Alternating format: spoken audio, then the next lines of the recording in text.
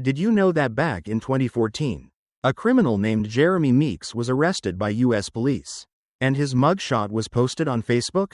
And do you know what happened? That photo got over 100,000 of comments.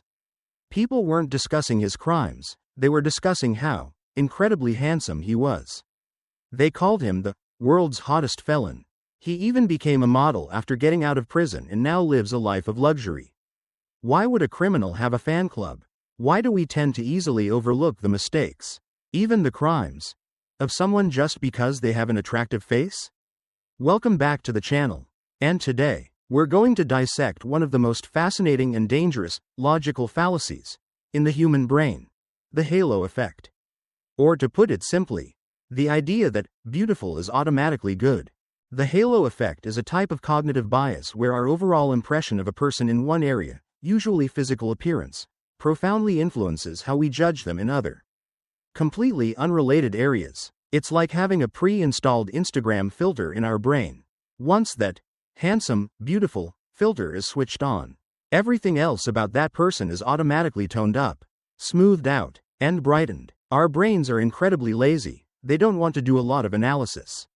They'll take a shortcut. Oh, this person is good looking, so they must also be smart, kind, funny, and competent. Boom. A perfect resume is automatically filled out by our brain based on a few facial features. It sounds absurd, doesn't it? But let's see how smoothly it operates in our daily lives. First, let's head to the most brutal battlefield, the job interview. Imagine two candidates, Alex and Ben, applying for the same position. Alex has a bright appearance, a Colgate smile, and a fashion sense straight out of a magazine. Alex's resume is decent, not too bad. As for Ben, his resume is a beast, packed with experience and outstanding achievements. But his appearance is average, maybe even a bit timid, and he's dressed simply. In theory, Ben should be the one who gets picked, right? Well, not so fast. Inside the recruiter's mind, a silent battle is raging. When they look at Alex, their brain automatically calculates, wow, this person looks so bright and dynamic. This kind of vibe will definitely bring positive energy to the office. Someone this confident must be great at communicating with clients.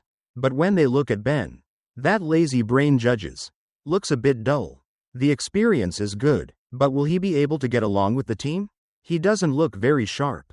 In the end, Alex gets the job, with the comment, a good fit for the company culture. A few months later, the whole company realizes the only positive energy Alex brings are the beautiful selfies taken at the coffee station, while their work performance is mediocre. Meanwhile, Ben has become a department head at a rival company.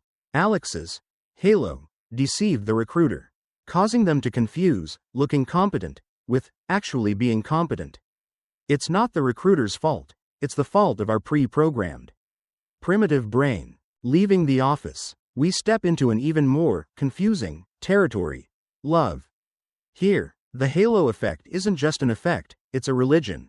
Ever wonder why those bad boys and bad girls, full of red flags, always have a line of admirers? It's simple. They're usually attractive. A girl might tell you a long list of her boyfriend's flaws. He's thoughtless, lazy, forgetful.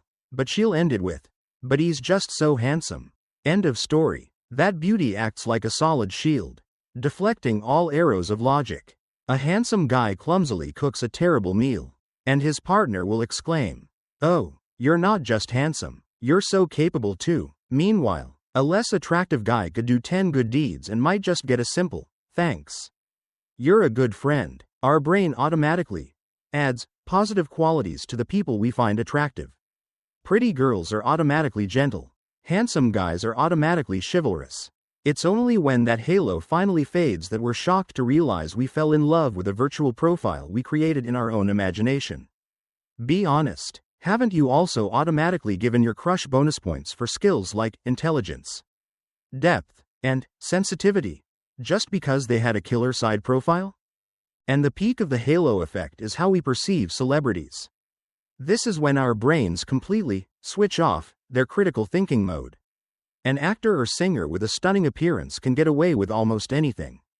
They accidentally say something foolish, and fans will say, She is just being brutally honest. They get into a scandal. And fans will claim they were definitely framed, even when they do a tiny good deed, like donating an amount equivalent to our lunch money. The media and fans will praise them as living saints. The halo of fame and beauty envelops them so completely that we believe they must be exceptional in all other areas too. An actor with no medical background advertises a sketchy skin cream. And we believe it. A singer gives financial investment advice.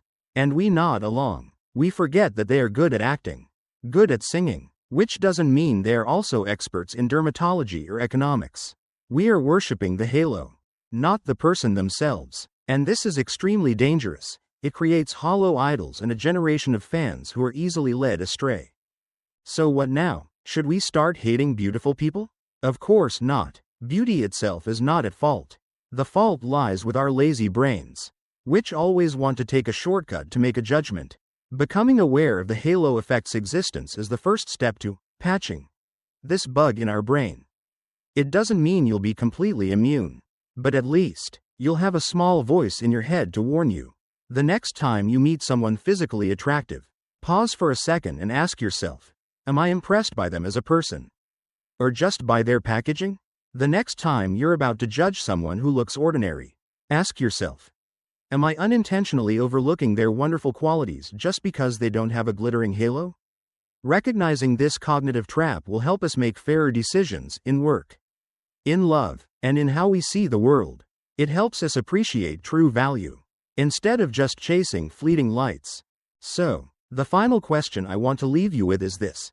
How many times has someone's glittering halo inadvertently blinded you to the true worth of another person standing right in front of you?